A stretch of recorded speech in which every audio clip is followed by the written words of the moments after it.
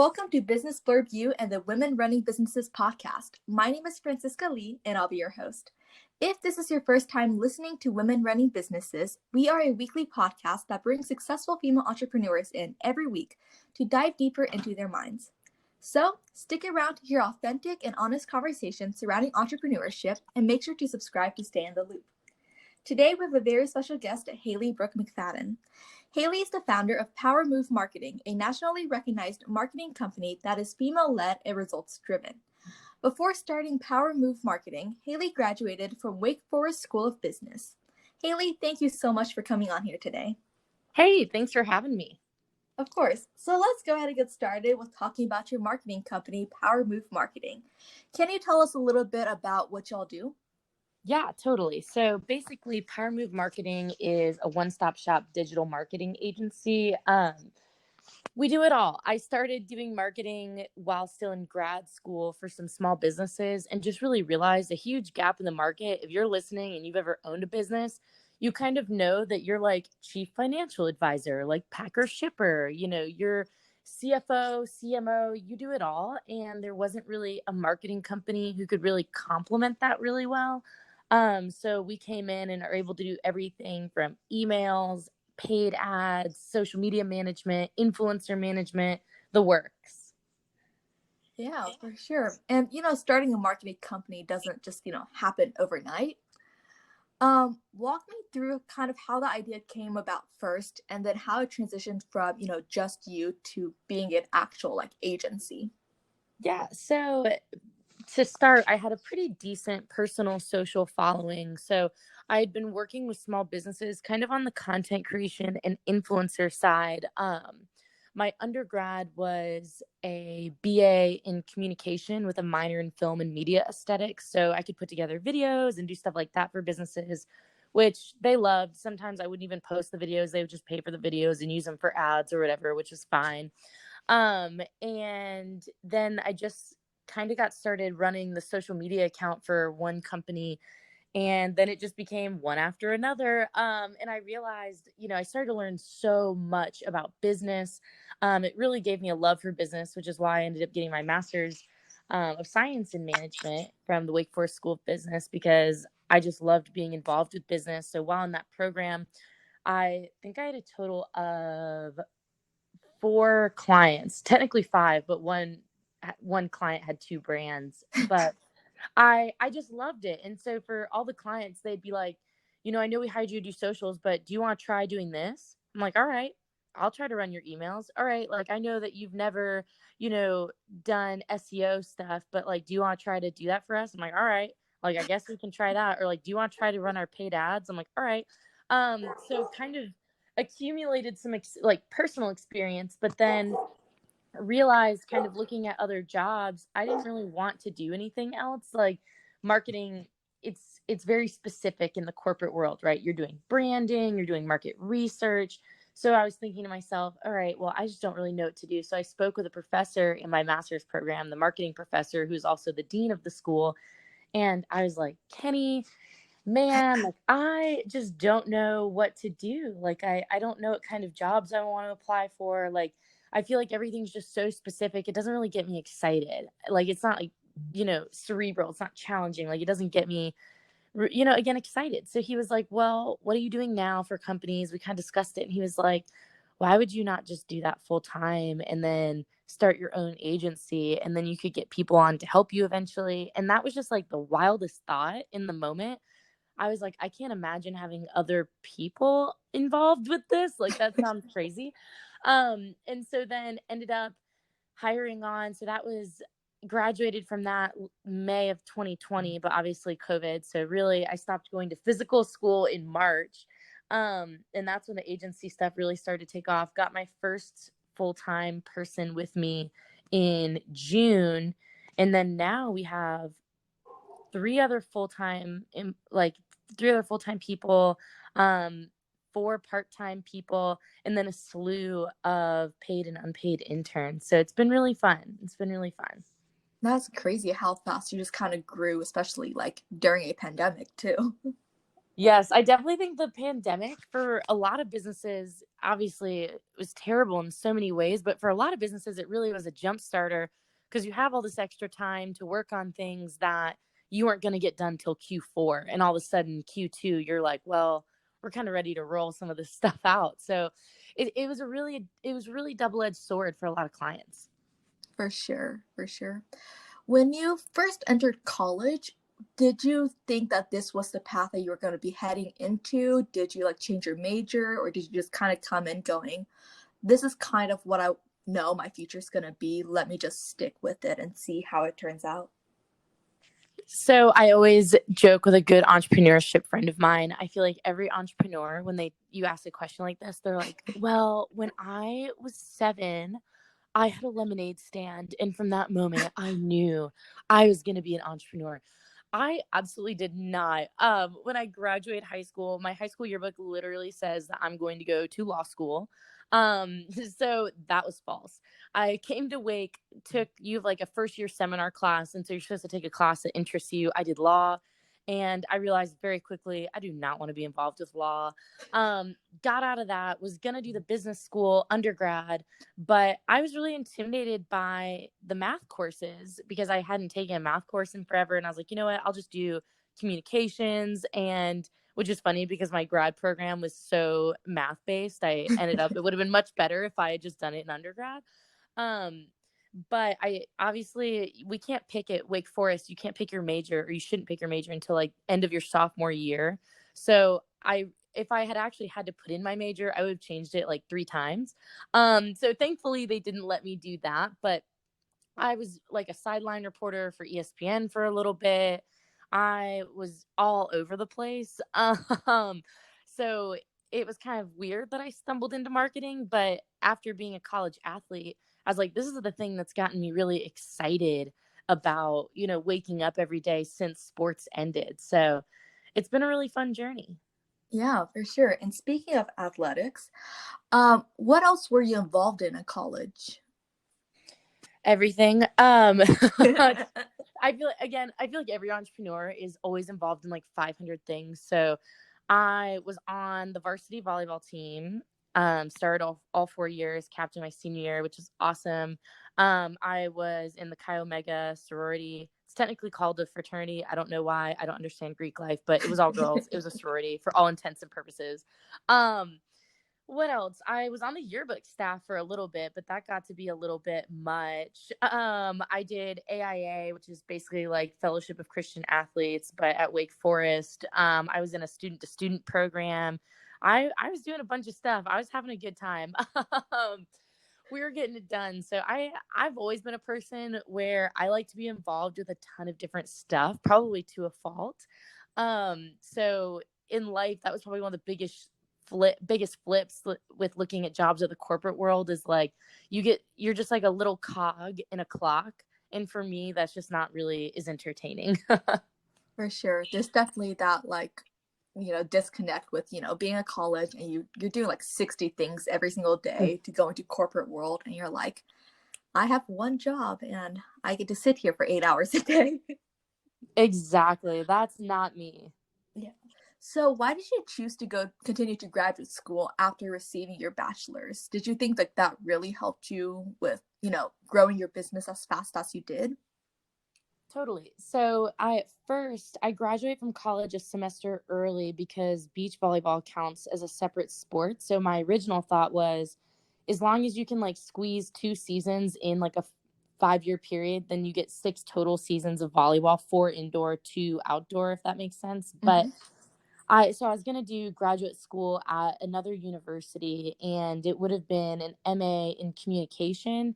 And talking with my advisors and stuff, they were just like, undergrad comm, graduate school comm, like that's probably not gonna do a whole lot for you in terms of growth because Wake really does have a super stellar communications program. So they're like, you're going to a little bit of a lesser academic, school. So they're like, I don't know how much you're going to get from a master's from there, to be totally honest. And I'm very thankful for them being honest with me on their feelings on that. So I was like, okay, well, let me see if they have another program I could do.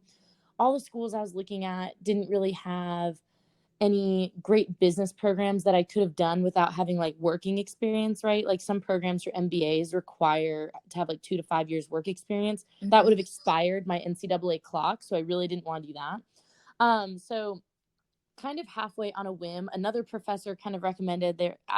Again, I very much recommend if you're in school still, talk to your professors. I always thought I was like, oh, I don't want to be like a nerd or whatever, and like, you know, you don't have to be a suck up, but talking to my professors are so helpful because they really are very smart. So I spoke to another professor. She was like ahead of like the career occupational whatever department, and she was like, well, you should apply to the Masters of Management program. It's the #3 management program in the country. It's like the #22 management program in the world. It is a really elite program. Like if you were to get in, it would be really hard for you to deny it. It's accelerated 10 months. I forget how many credits, but one semester has in like 20 hours worth, which undergrad, the most I was ever in was 14 because I always did summer school. So I didn't have to take as much while I was an athlete. So I was a little bit intimidated, um, but ended up getting into it, and I got to the point where I had to decommit from the school I'd committed to play volleyball at. And I was like, okay, well, I'm just going to fully commit to this. I knew I didn't want to do sports broadcasting anymore. I still did like for ESPN and the ACC network, I still did like the color commentary for the volleyball team just because I love volleyball. But I wasn't doing any other sports at that point. And I was like, I just want to build up my business acumen because I'm not exactly sure what I want to do. And, you know, I think in the future, the master's degree, it feels like the new bachelor's degree. Like I feel like all the employers I was talking to were like, oh, requires a master's, requires a master's, requires a master's.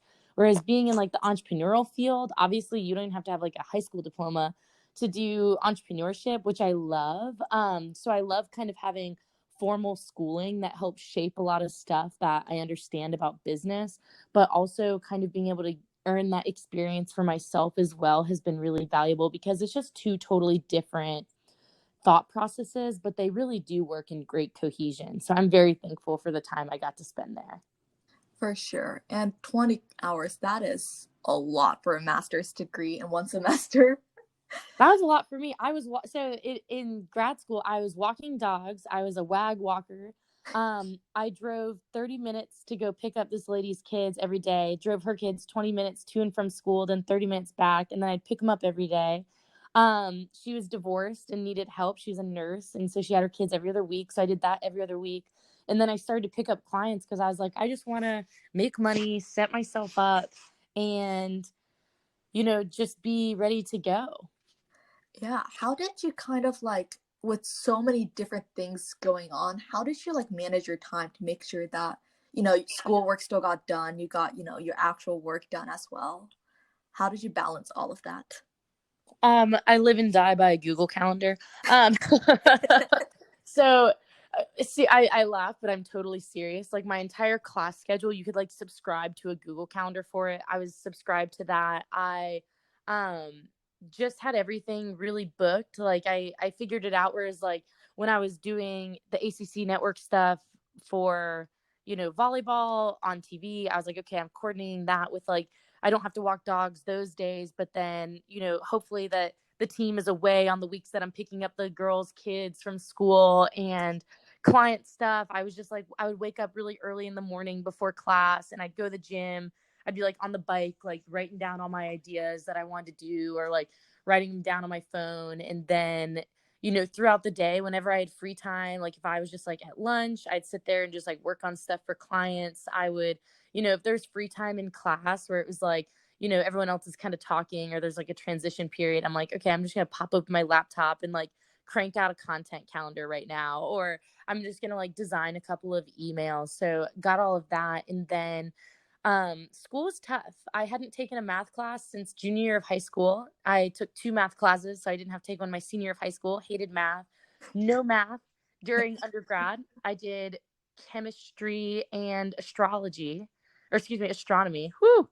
Um, not astrology, I swear. But chemistry and astronomy. And I was just really intimidated by math. It was something I struggled with growing up and I didn't want to take it head on. So then grad school, it's like we had business analytics 1 and 2, finance 1 and 2, accounting 1 and 2. you have all these classes that it's like it's sink or swim. You had to maintain a 3.3 to stay in the program. And I didn't want to be on academic probation, because if you were on academic probation, you couldn't have a job. So if you lower than a 3.3, they would make you quit your jobs. And I had to document all the jobs I had. Which I don't know how they would check up on this, but at the time it felt very scary. Um, so, and you could only work a certain number of hours in your jobs, but I figured, I was like, well, I don't even keep track of my own hours, so there's no way to keep track of that. But I got a tutor. It was a student tutor. He probably wanted to kill me sometimes. And I worked with him during most of our lunches as well. And I worked with him after classes sometimes, and he was just really, really helpful as well, to just making sure, I stayed up with it in school. But I enjoyed school, so it wasn't really tough in that sense. I mean, I was definitely stressed about it, but I just found it so applicable that I was like, some stuff's not right. Like, there's some stuff that I just do not remember and don't really care about, but there's so much of it that really was applicable. I'd have 2 notebooks in class, sitting there writing stuff. I didn't know it was going to be called Power Move Marketing, but I'd be writing my Power Move Marketing notes in one notebook, and the other notebook writing the stuff that I thought was going to be on a test. So it helped make, Power Move helped bring things to life for me in school, which I think made things a little bit easier. For sure. And I think one of the great things about like the management school is that so much of it is like directly applicable to the real world. So that is Yes, amazing that you were able to do that like during your classes. totally. So kind of shifting back over to marketing, who's like your average client, and how have you seen like your clientele shift between when you first started to where you are now? It's all over the place. Especially now that I have different account managers, it's very nice.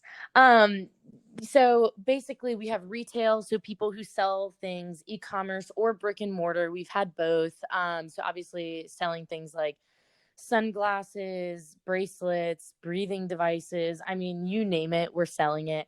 To services, we've had apps, we've had moving services, we've had other marketing companies who hire us to help them with marketing their marketing company, which is crazy. It's like kind of inception in marketing.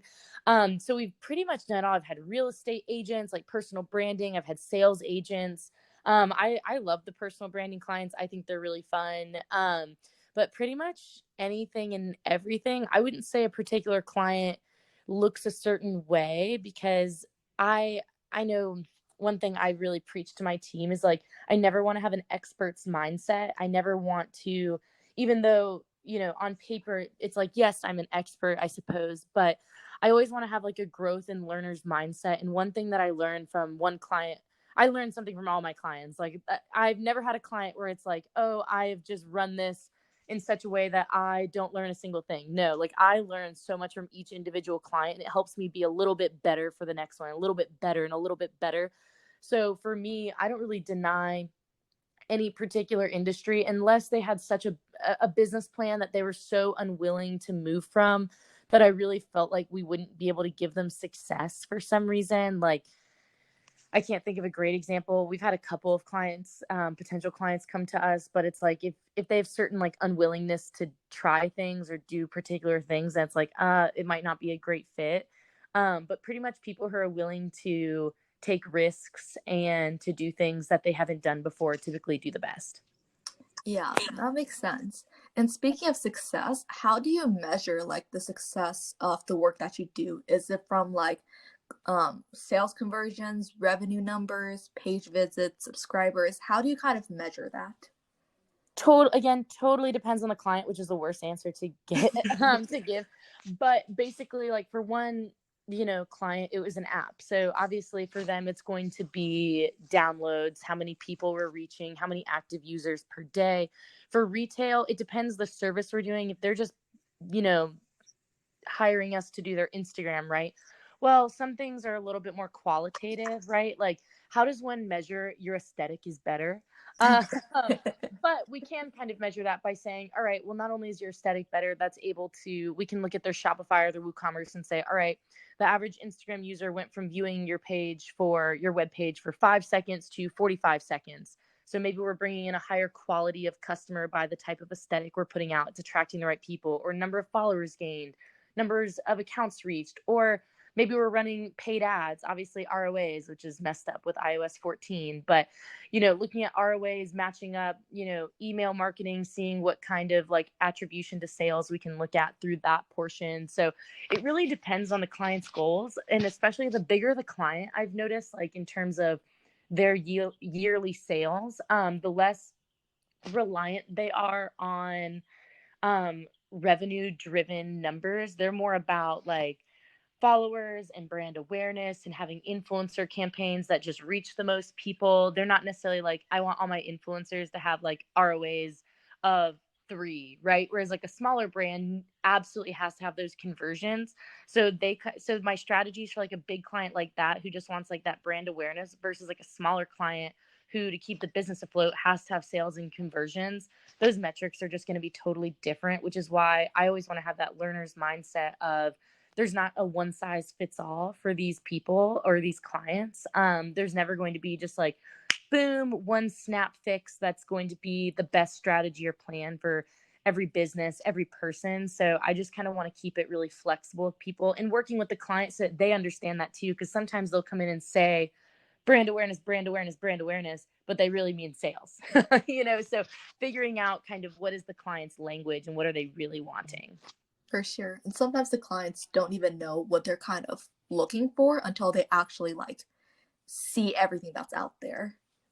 That's true. We have a lot of clients that come to us and they'll fill out like our request a quote form, and I'll look at it and it's just basically like, help us. Like we don't really know what we need. And so what we can do is build out like a full marketing strategy for them, come up with some, KPIs, come up with some North Star goal metrics, and really partner with them to figure out what they need to do. Because again, it's not, when a client hires us to do a plan for them, that's my biggest thing is like I see so many like big social media like marketing guru gals, and they'll be like, we'll make a marketing plan for you, and they shoot you a template that's like, a template they shoot to anybody. And I remember, I've seen a couple of them because they're free downloads, and I'll look at them and I'm like, right, but like this definitely would not help everyone, and if I was a paying client, like that would upset me.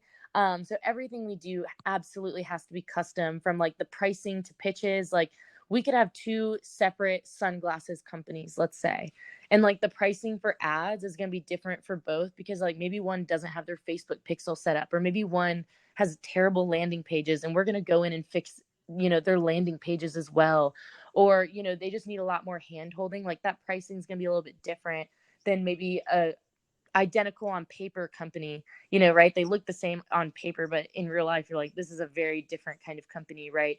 Mm-hmm. It's totally different. So we try to make everything as flexible as possible. For sure. Do you have a dream client or project that you really want to work on, say in the next like year or two? Honestly, with all the growth that Power Move has had, I mean, this is already beyond my wildest dreams. I am elated with all of the clientele we've currently had. In terms of like future clientele, just I'd say obviously I'm very very, very passionate about empowering women. So any companies that are really empowering women is obviously going to speak to me vocationally. But aside from that, I really just love marketing in general. I joke that I really want to do like an energy drink company, because I have so many ideas for an energy drink or like an alcoholic beverage. So sometimes we joke internally about different clients like that, where it's like, man, I would knock that out of the park. But we just, out of all the stuff, we've helped at this point, 30 plus businesses, maybe even closer to 50, honestly. But, you know, I'm like, man, I can't believe we haven't gotten a drink company yet. That would be such a fun one to do, but nothing really, specific by any means. For sure. So one of your recent initiatives with Power Move Marketing is that you're giving one lucky female business owner $5,000 to help take their business to the next level out of your pocket. Can you tell me a little bit more about that and kind of what prompted you to do it? Absolutely. I'm so glad you brought that up. So basically, the Power Move Women in Business Search is kind of my way of giving back to, as you mentioned, like a female entrepreneur, like a woman or someone who identifies as a woman. My biggest thing is I'm a huge Sarah Blakely fan. If you don't know who she is, she's the founder of Spanx. absolute, I don't know if I can curse on this, but she's a bad A. Go for it. So she's incredible. If you haven't heard of her, look her up. But she started Spanx with $5,000, and she jokes like it was also with her lucky red backpack. And so I remember reading it and I was like, man, I know so many businesses, even that I've worked with, that I'm like, they could benefit so much from $5,000. And I talk with the girls on my team because our team's predominantly female, but we do have some male representation. And I was talking to one of the girls on my team and I was like, aside from our internal team, I never speak to other females, just about like out of all the people I work with, all the vendors, like I work with other PR firms, I work with other marketing firms, I work with clients directly, blah, blah, blah. I'd say like 1 out of 10 are female, like maybe 1 out of 10 are female clients. 1 out of 10, I work with one PR girl. Everyone else is male. I spend my whole days talking to men and I'm like, I want to give an opportunity to a woman to really break into that entrepreneurial sphere because it is a little bit more, male driven at this point, statistically speaking. So I really would just love to come in there and help somebody out. So basically we open up the applications. It's like a 20-question application. It's pretty easy. A 60-second video that you can attach to it.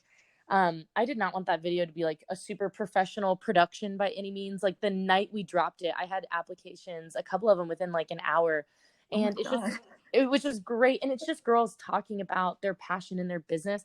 And I'm like, that's what I want. I don't necessarily, obviously I have a film background, so I'm obviously all for a production value, but that's not necessary. I just really want to hear someone talk from their heart about what it means to them and talk about their business and talk about their passions. Because for me, that's something that resonates with me. And if I can give the opportunity to another woman to achieve her dreams, right? For me, marketing, not a whole lot of overhead costs to get me started.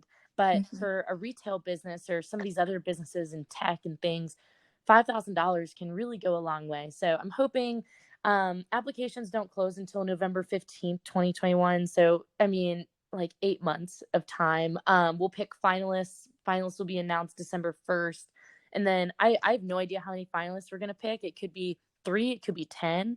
I'm really open to anything with that. And then looking on the very final, the winner will be picked on December 15th, I believe. And that's when they'll get their $5,000. And really, there's no caveat to it. We're not going to own equity or anything like that. The only caveat is we just want to approve what it's being used for, which I thought was pretty fair, just to be sure that it's not used on something like fake or reckless or fraudulent.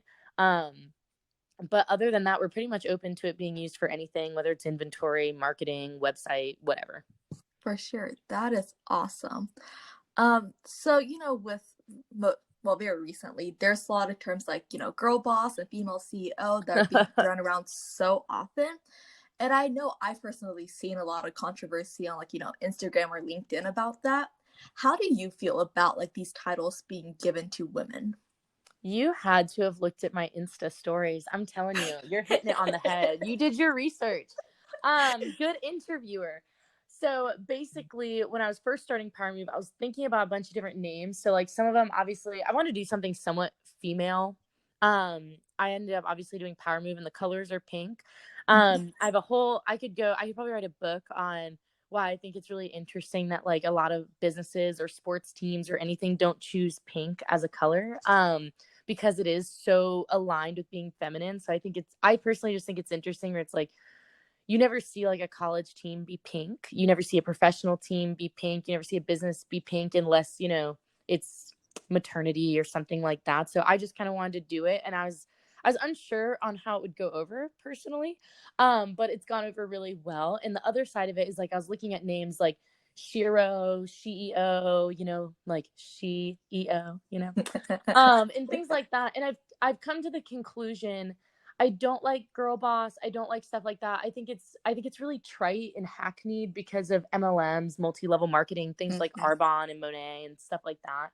Um, I think I could also write a book about that, but I don't love it for that reason, first of all. And then second of all, nobody says like, oh, like it's a boy boss. he's a boy boss, right? Like That is that true. that sounds so ridiculous to me. I am just a boss, which like I don't mind. Like, my interns, like friends will comment on my stuff and be like girl boss or queen and stuff like that. And I'm like, oh, I don't really care. Like, I don't deeply internalize this as like a feminist manifesto by any means. It's just like my personal choice. Like, you're not gonna come into my office and see like girl boss or stuff like that. I just think it's a little much. Like, my dad owns his own business as well. He owned well, he sold it, but he owned an environmental laboratory, and it would just be like so funny to walk in and see stuff where it's like he's the man and like Mr. Boss and like stuff. I don't know, like that would have been just really weird. So I personally just try to stay away from that, but that's just my personal opinion on it. For sure. And it's kind of weird how normalized like these terms are. But yeah. Definitely. Well, they're cute. Like, they're cute, and like boss babe, it definitely has a little ring to it. Like, don't get me wrong. Like, am I a boss babe by definition? Like, yes. But if you look on my bio, like I say, like, not a quote unquote boss babe. And that's because so many people try to, one, get me involved in MLMs. Please do not contact me about your pyramid scheme. But on top of that, it's like, I am just a boss. Like, in no like uppity type of way. Like, I'm not just a boss like for a girl or for someone who's young. Um, I think all entrepreneurs battle like imposter syndrome and things like that. Like, that's a constant thing that I'm always thinking about.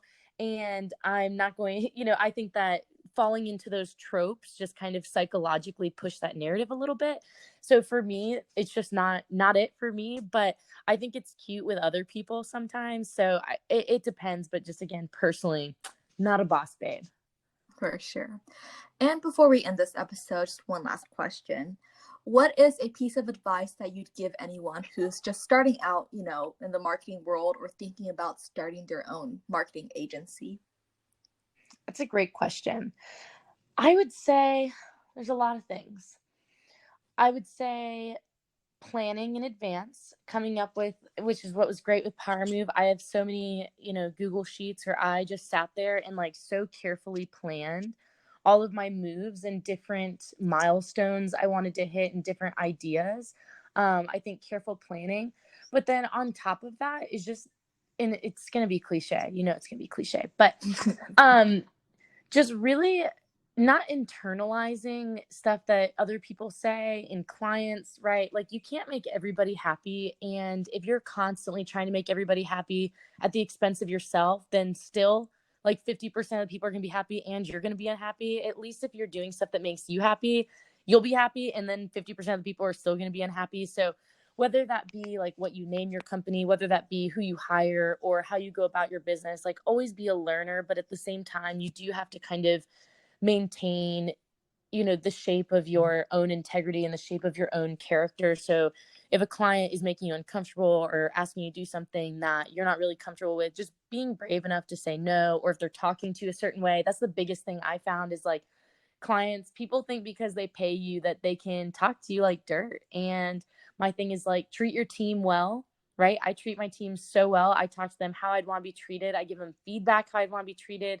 And with clients, I kind of expect to be treated well as well, because just because you're paying me, there's no price that you can pay me enough to be treated like dirt. And that's kind of what I've come up with, because it's really just not worth the stress and the mental and the blah, blah, blah, blah, blah. So I would just say be respectful of those around you, be respectful to your team and yourself, and just kind of be true to yourself and don't be afraid to go off the beaten path. Awesome. I think that is a great place to end the episode. Haley, thank you so much for sharing with us what it's like to run such a successful marketing company. I know that there's a lot of people listening, and myself included, that can learn so much from you. And for our listeners, make sure to tune back in next week to Women Running Businesses. Thank you.